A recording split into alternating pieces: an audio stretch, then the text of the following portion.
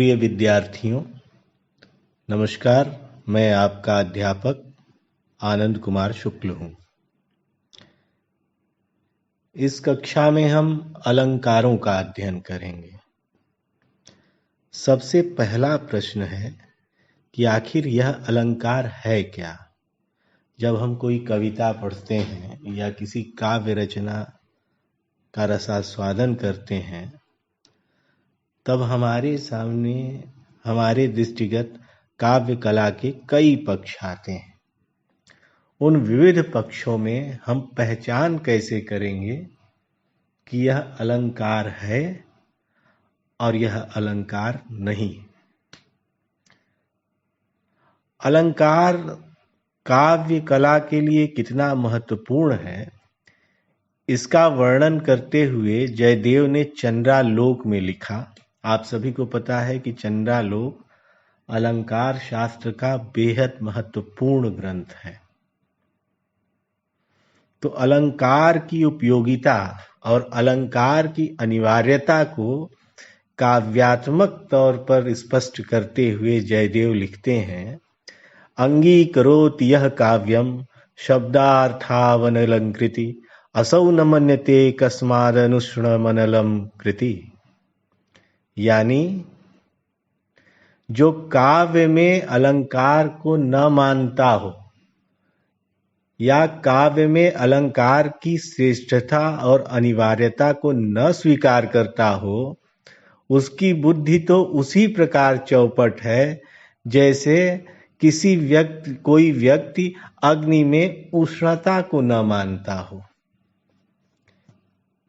इसका सीधा सा अर्थ है कि जैसे अग्नि का स्वाभाविक धर्म उष्णता है, अग्नि है, आग है तो जलाएगी, उसी प्रकार काव्य का अनिवार्य धर्म अलंकार है। बिना अलंकार के अब और आपको ध्यान देना होगा कि संस्कृत काव्य शास्त्र में विभिन्न संप्रदाय हैं। 6 काव्य शास्त्रीय संप्रदाय हैं मुख्य, और उन 6 संप्रदायों के अंतर्गत काव्य की आत्मा को लेकर के अलग अलग मान्यताएं हैं। उसमें जो अलंकार संप्रदाय है, वह अलंकार को ही काव्य का प्राण मानता है। लेकिन प्रश्न फिर वही कि अलंकार है क्या। अलंकार यानी अलंकृति। अलंकार अलम अर्थात भूषण, जो भूषित करे वह अलंकार है। अलंकार कविता कामिनी के सौंदर्य को बढ़ाने वाले तत्व होते हैं। यानी यदि काव्य को एक स्त्री के रूप में अनुमानित किया जाए, तो उस स्त्री को सुंदर बनाने के लिए जो आभूषण पहने गए हैं या पहनाए गए हैं, या जो उस स्त्री ने आभूषण पहना है, उन्हीं आभूषणों की तुलना अलंकार से की गई है। जिस प्रकार आभूषण से नारी का लावण्य बढ़ जाता है, उसी प्रकार अलंकार से कविता की शोभा बढ़ जाती है।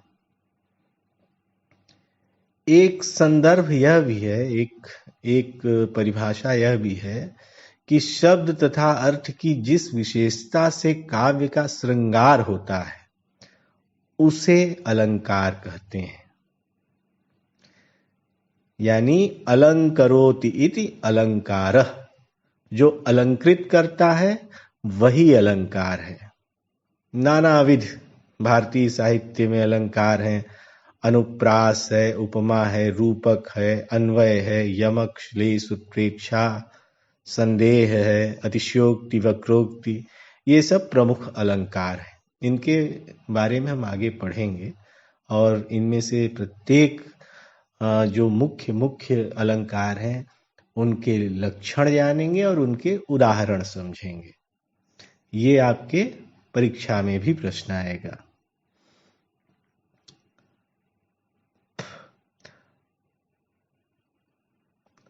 लेकिन अलंकार के इस ऐसी ठोस परिभाषाओं को, आप जानते हैं आभूषण तो ठोस होते हैं, तो ऐसी ठोस परिभाषाओं से इतर व्यापक परिभाषाएं भी सृजित की गई। विशेष रूप से मैं नाम लूंगा आचार्य वामन का।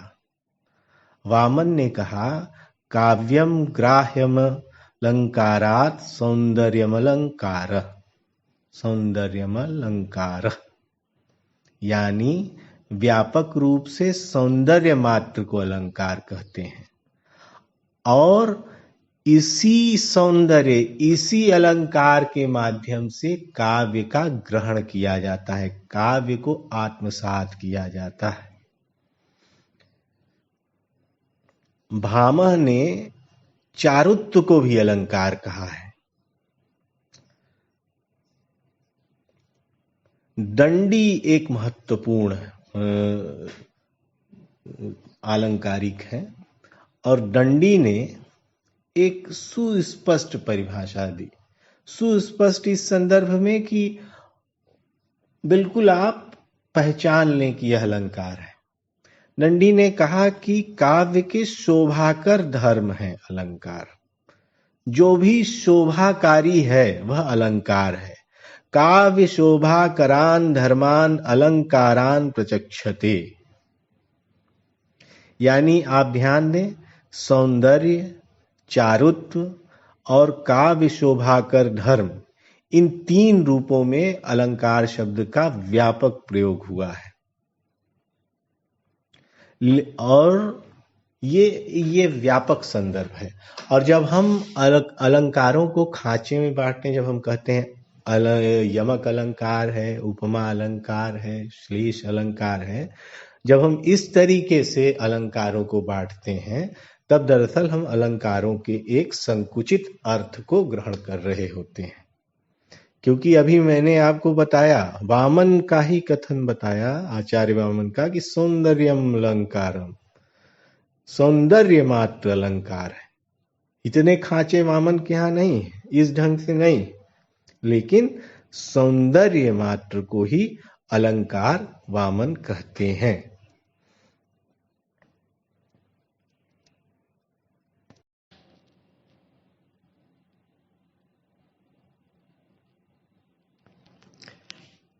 यह हमने अलंकारों के जो सामान्य और विशेष अर्थ हैं या अलंकार संप्रदाय के अंतर्गत, अलंकारों की शास्त्रीयता के अंतर्गत अलंकारों का जो सामान्य अर्थ है और जो विशिष्ट अर्थ है उसकी चर्चा की है। अब हम अलंकारों के प्रकार के बारे में जानेंगे। और जब हम अलंकारों के प्रकार के बारे में बात कहते हैं अलंकारों के प्रकार के बारे में जानेंगे, तब दरअसल हम अलंकारों के वर्गीकरण की ओर बढ़ते हैं। लेकिन क्या वास्तव में अलंकारों का उतना ठोस वर्गीकरण संभव है? इतने ही अलंकार होंगे, इससे ज्यादा नहीं होंगे, इससे कम नहीं होंगे, क्या ऐसा कहा जाना संभव है? आनंदवर्धन का प्रसिद्ध ग्रंथ है ध्वन्यालोक। ध्वन्यालोक में आनंदवर्धन ने बिल्कुल सटीक तरीके से यही बात कही कि जिस प्रकार से अनंत तरीके से हम कह सकते हैं किसी बात को, वही बात कहने का एक तरीका नहीं है, बहुत सारे तरीकों से हम एक ही बात को कह सकते हैं। वाग विकल्प कहते हैं, वाग विकल्पों की श्रृंखला है, अनंत श्रृंखला है, अनंता ही वाग विकल्पा। और जिस प्रकार से हम अनंत तरीके से वाग विकल्प ग्रहण कर सकते हैं, इसी प्रकार से उन्हीं वाग विकल्पों के माध्यम से अनंत अलंकारों की भी सर्जना कर सकते हैं।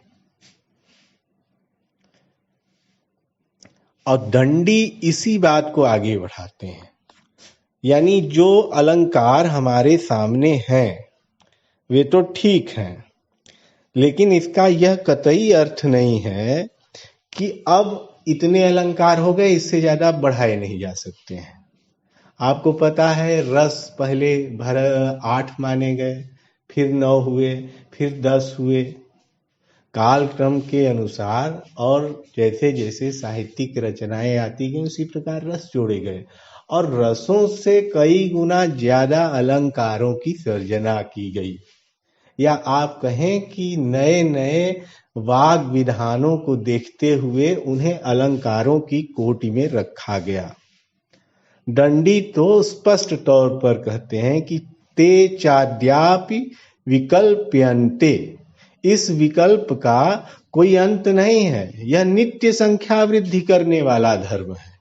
आप अनंत तरीके से कह सकते हैं तो अनंत तरीके के अलंकारों की कल्पना और कामना भी कर सकते हैं, लेकिन फिर भी विचारकों ने अलंकारों को शब्दालंकार, अर्थालंकार, रसालंकार, भावालंकार, मिश्रालंकार, उभयालंकार तथा संसृष्टि और संकर अलंकार, इतने ऐसे ऐसे भेदों में बांटा है। लेकिन फिर भी आप ध्यान दें तो आप पाएंगे कि आपके सामने दो सबसे मुख्य भेद हैं। पहला भेद है शब्दालंकार, दूसरा भेद है अर्थालंकार। और जब इन दोनों का मिश्रण होता है तब कहते हैं उभयालंकार। यानी कितने मुख्य भेद हुए? 3। जहां शब्दों के चारुत्व और चमत्कार के माध्यम से अलंकार का प्रस्तुतिकरण हो उसे शब्दालंकार कहते हैं, वहां शब्दालंकार की उपस्थिति मानी जाएगी। जहां शब्दों के माध्यम से नहीं अपितु शब्दों में अंतर्निहित अर्थों के माध्यम से अलंकार या चमत्कार की सर्जना की जाती है वहां अर्थालंकार होता है। और जहां शब्द और अर्थ दोनों के माध्यम से अलंकार की सर्जना होती है उसे उभयालंकार कहते हैं।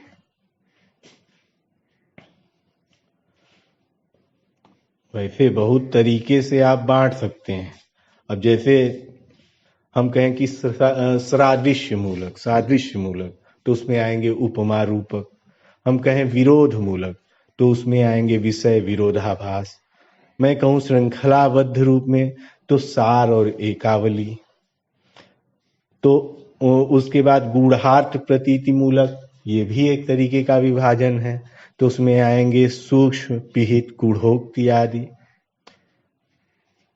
तो इतने डिविजन्स हैं, इतने भेदोपभेद हैं अलंकार के कि न तो आप उन सब का स्मरण रख सकते हैं और न यह बिल्कुल तथ्यपरक ढंग से कह सकते हैं कि अलंकारों की संख्या ठीक कितनी है। आप बस यह कल्पना कर सकते हैं कि हमने अधिकतम इतने अलंकार याद रखे हैं या इतने अलंकार हमारी नजरों के सामने से गुजरे। तो उन अलंकारों में से कुछ मुख्य अलंकारों के बारे में हम संक्षेप में यहां पर पढ़ेंगे।